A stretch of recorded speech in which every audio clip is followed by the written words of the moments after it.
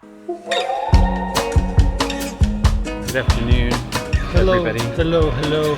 We are in Playa del Carmen, and we're going to show you the real reason why we came here. It's one of them.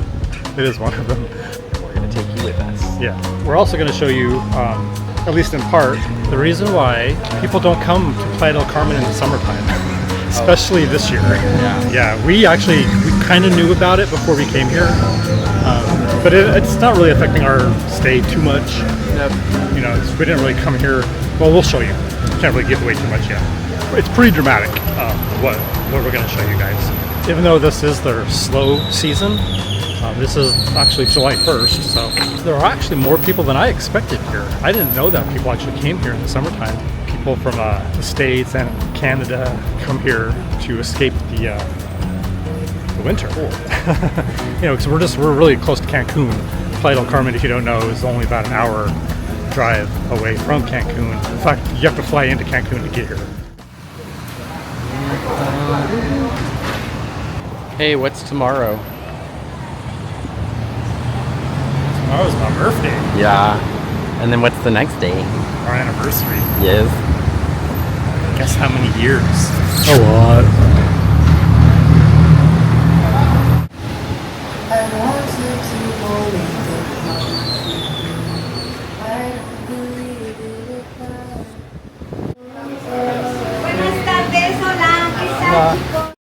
We are at Falafel Nessa. We actually did record from here some time back. I think it was like maybe November we did that video, I'm not sure. Yeah. It was just a really short little segment we did. And yeah, we can't get enough of this place. We come here almost every single day for lunch. Still. Every time we come to Playa del Carmen. Okay, so we're going to show you the food when it comes, and that'll be it from here, I think. And we're going to show you guys what it looks like on the beach here in Playa del Carmen in the summertime. And you won't want to miss it.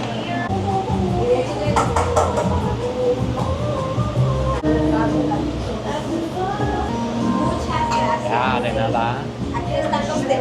Perfecto, gracias. It just looks amazing, as usual. These are hot sauces. They are divine. The sauce is absolutely delicious. It's spicy. Even the mild one is really spicy. Falafel balls, they're like crisp. Just amazing.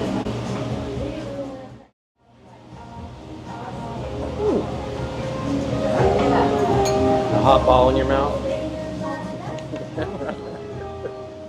Okay, we have left Falafel Nessa and we are walking to the beach. We decided to get off the busy mall, or it's called 5th Avenue here. Take a side street. It's less hectic. People aren't hitting us up left and right to buy stuff. And by stuff we mean beep. We're going to talk about why are we here in Playa del Carmen yet again. And we're going to talk about why we left Peru sooner than we had planned. So that's coming right up.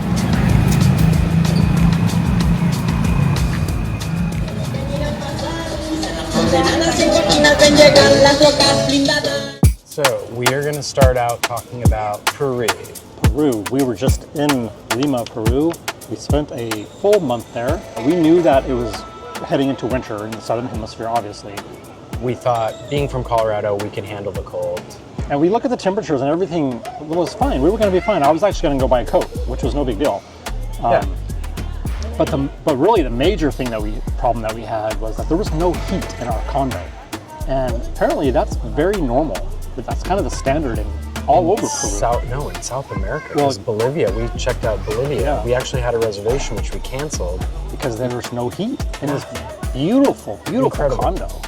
And like La Paz, Bolivia, the elevation is like 12,000 feet. Yeah. And they don't have heaters. I mean, some people do, but they're hard to find. And there's no way I was going to do that for a month. Right. And we dealt with it for a month in Lima. We got through that just fine. But and it's not that the temperatures were bitter cold outside. I mean, the lows were like in the 50s, highs in the high 50s and 60s most every day. It's inside your apartment, your condo. Oh, kid just fell down. He's just looking at your camera. Oh, was he? Yes. He's fine. Yeah. It's the temperature inside of your living space. 50s inside of your living space is rather cool. Right. And as you know, we don't wear clothes a lot when we're at home, and that wasn't working there. I try to be as comfortable as possible, and that was not cutting it for us.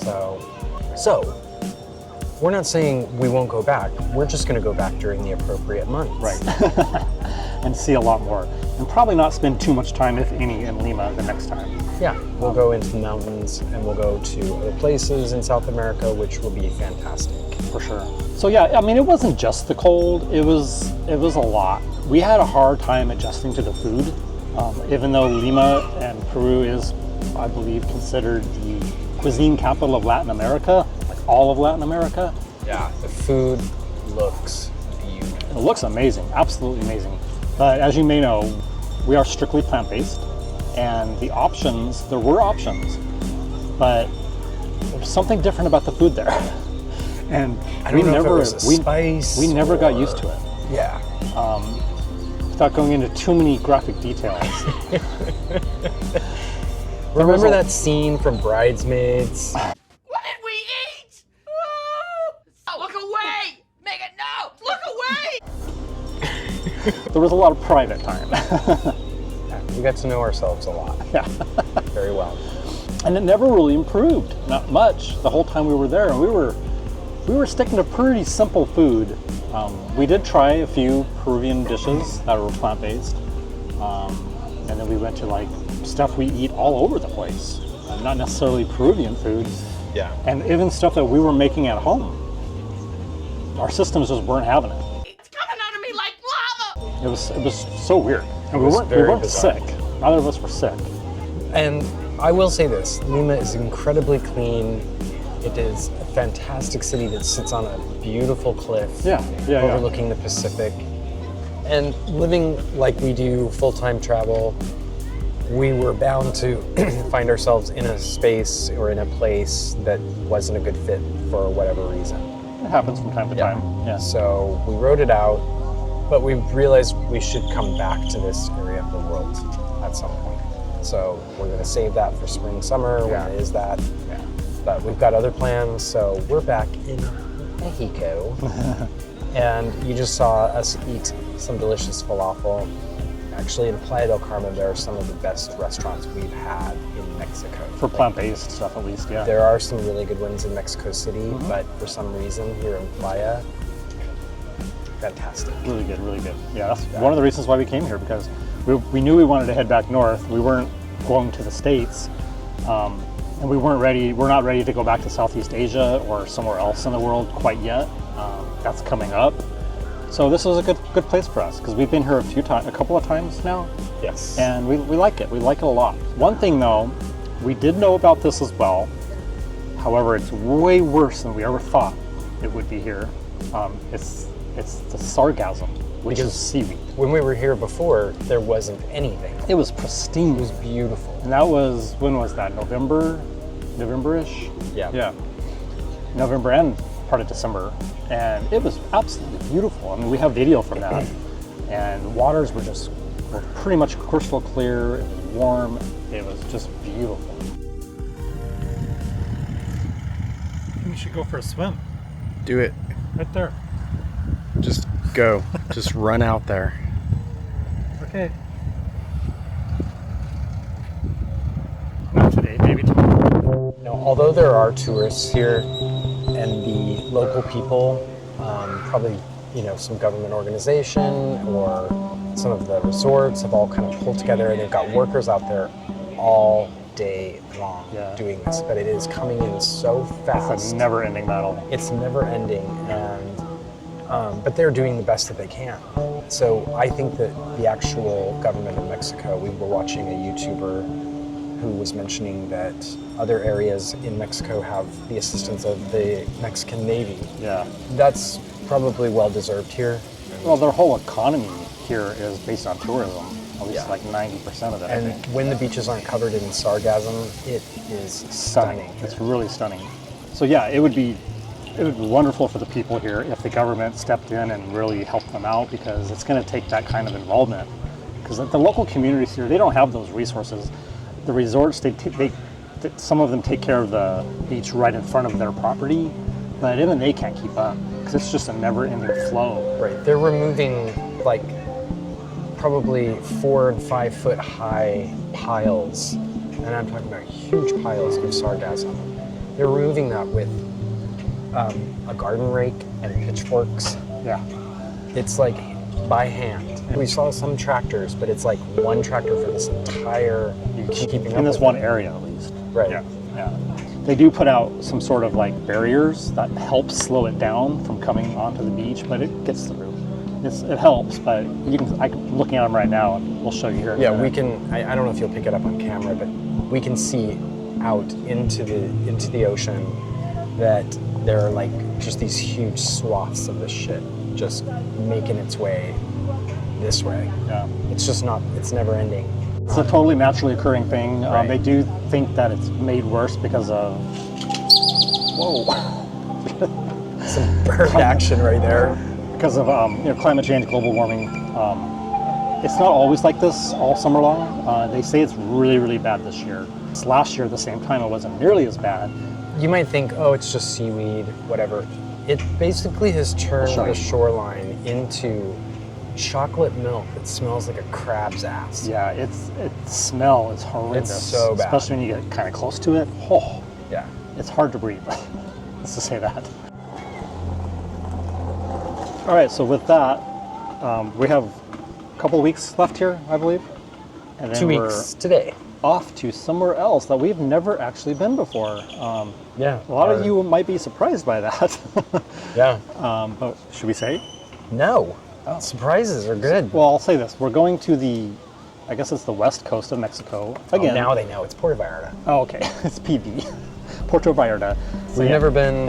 we're excited to go. Good things, gay things, Lots of great gay things, I guess. So we're It's going to go definitely see what it's about. It's it's known definitely as a big gay vacation destination. We've never been, like I said, and we don't really seek that type of thing out. I don't know how you say that. We're not big partiers. We don't really do the whole. I don't even know what you call it. The whole scene. What would you call it? I don't even know what to call it anymore either. Yeah. So every place we go, we pretty much just kind of do our thing, what we like to do, and we'll dip in sometimes to that, but then we dip right back out, usually. It's like for an entire month we might go to one gay bar, but it's not going to be like a whole we get there at 10. We don't do that shit. 10 at night? No. We usually leave we're them in at bed by 10, and we've already visited the bar. Well, we're not always in bed by 10, but we're on our way for sure. Yeah. So we're going to check it out. We're going to dip in, like I said, and we'll dip right back out and hit some of the beaches there. And I'm really excited because we actually got a place that is very close to the hills, and there's hiking. There is. I've read about One it. of my favorite things to do. We'll see. Yeah. I mean, hopefully it's great. We're What do going you to check mean it you've out. read about it? Well, It's not great. Well, yeah. Am I gonna it's get it kidnapped? might be sketchy. It's a little sketchy, I think. What? For real? In the hiking? Yeah. Why? We'll see. We're still going to go. We're going to go hike for sure. Okay. So we're going to be staying actually in a what is described as a real Mexican neighborhood. It's nowhere near the tourist areas in Puerto Vallarta. So it's a really different experience than staying right in the hustle and bustle of it all. And we prefer that. We prefer to be away from that. And then when we want to, like you said, dip in, we can just go seek that out. So the place we're going to, it's in a real Mexican neighborhood. It's not touristy at all, and that's fun. And we're gonna bring you guys along and experience that and see what PV, dare I say, the real PV, Puerto Vallarta is like, away from the touristy area. Away from the bars and the restaurants. Yeah. If you're anything like us, where that's not really your scene, you'll see what it's like to not be in the thick of it all of the time. And another added benefit to staying in those kinds of places away from the scene is the cost. It's usually way less for the lodging. So I would say it's probably a third less for an equivalent type space. I mean, the place we're getting is like 2 bedrooms instead of... Yeah, and you also get more. So the price is actually probably a third less than what we would have paid in the touristy area, but the space, we get more space on top of it. So you get more amenities basically for your money. And then after that, where are we going? Honk. We don't know.